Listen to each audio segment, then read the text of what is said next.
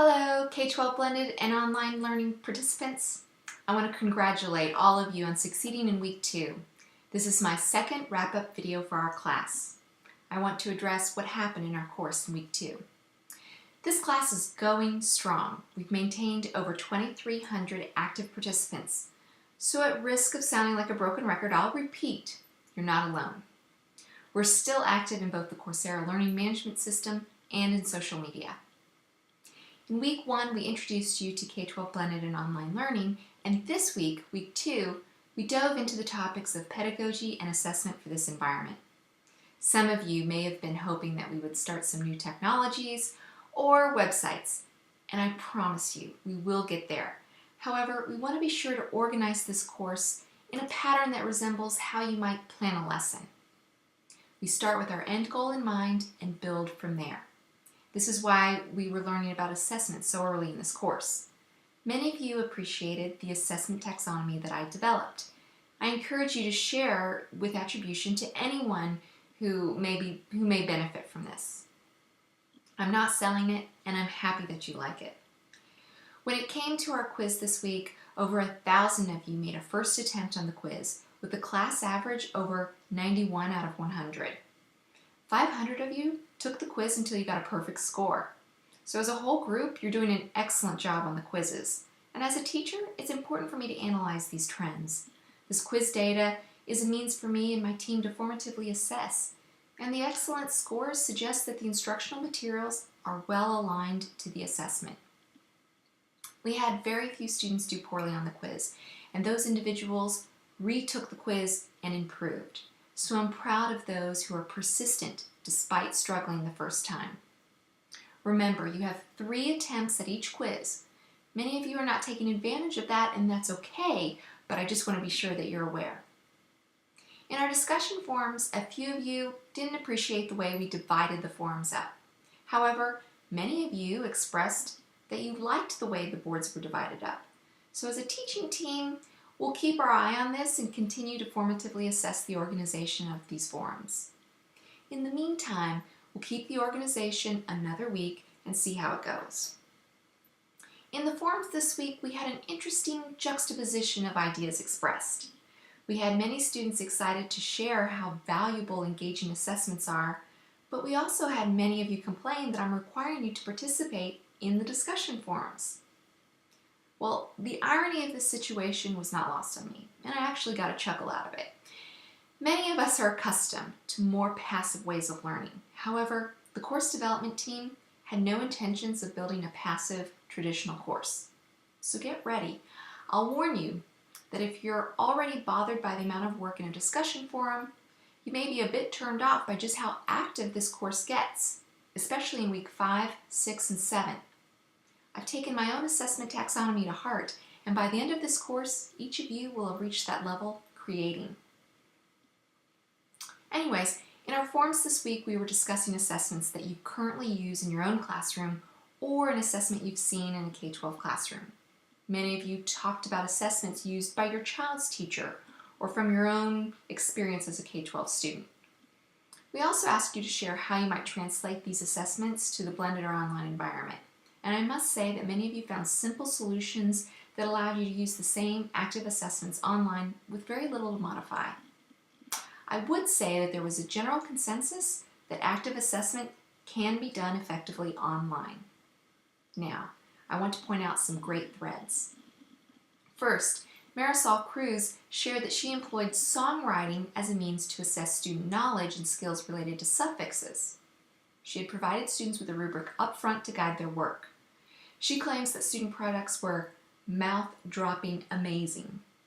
She then shared a simple plan to move these assessments online. Another classmate, Dale Lyles, shared how he had used a combination of Google, iPads, and Shakespeare to assess student understanding of figurative language versus literal language.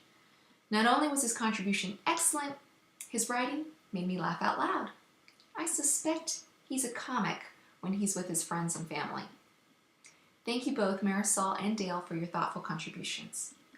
Many of you had questions regarding how the discussion forums would be counted towards your final grade, and I'll tell you that the formula is simple. So simple, in fact, I'm concerned that some of you may use it to do the least amount of work possible. However, I'm aware that that sort of thing happens in all classes, face-to-face included. 2 posts in all 10 discussion forums makes a minimum of 20 posts required for the whole class. There are many ways you can calculate this. The technically correct and long way involves multiplying a ratio by 0.20.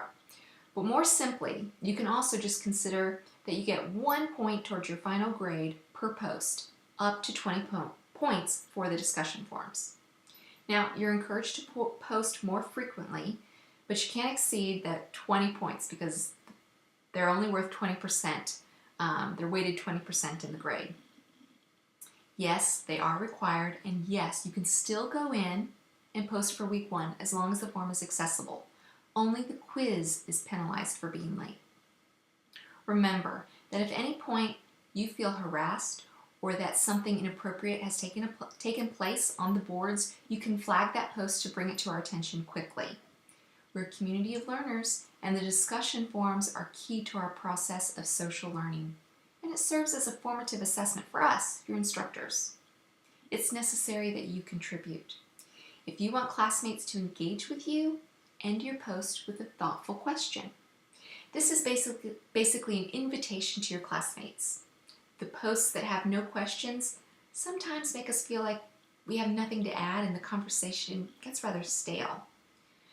This week I enjoyed interacting on the boards with Catherine Ryan and Mark Lloyd.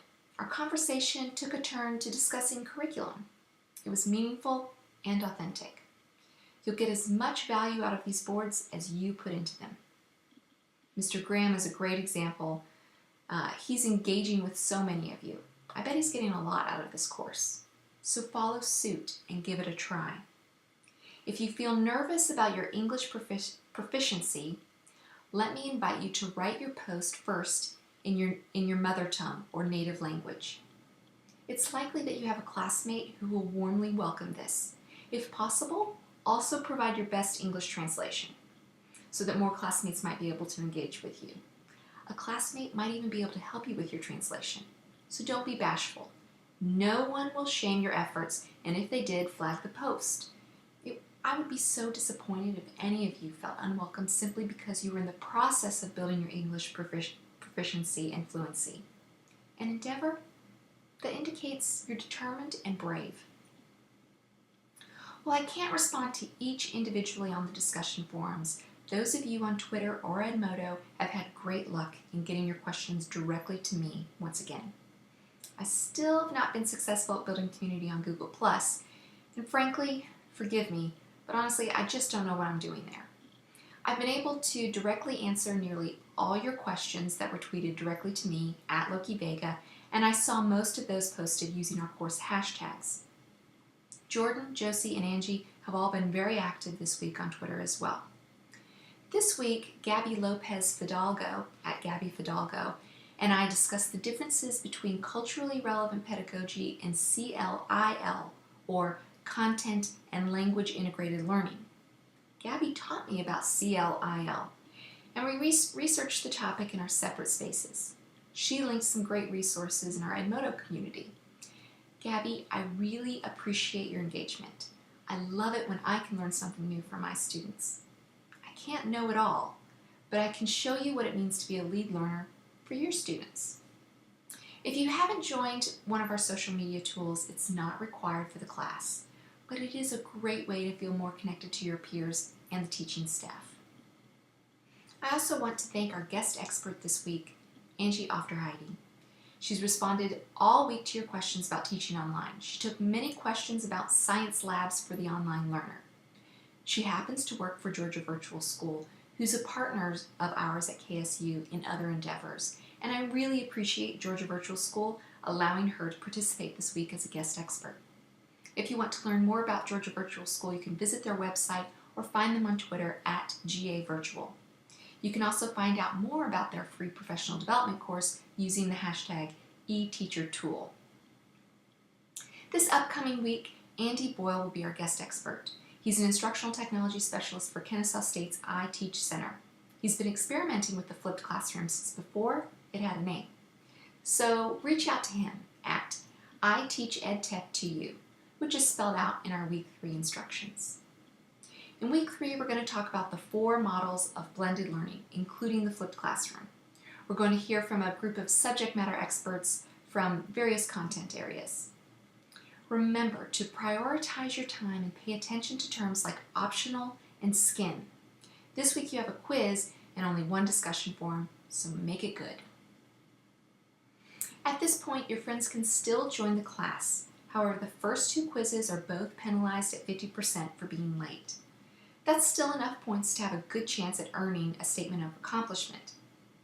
Those quizzes together with the 3rd quiz are weighted at 10% in the class final grade. But after this week, it is going to start getting pretty hard to catch up. Once again, I want to thank my teaching team, Jordan, Josie, and Angie, for a great week. Next week, my co-teacher, Jordan Cameron, will be making our Week 3 wrap-up video, so look for her next time. I especially want to thank each of you again for joining our community. I'm still enjoying this course, even if I have realized that it's basically a teaching marathon. I'm already a bit tired, but very, very inspired.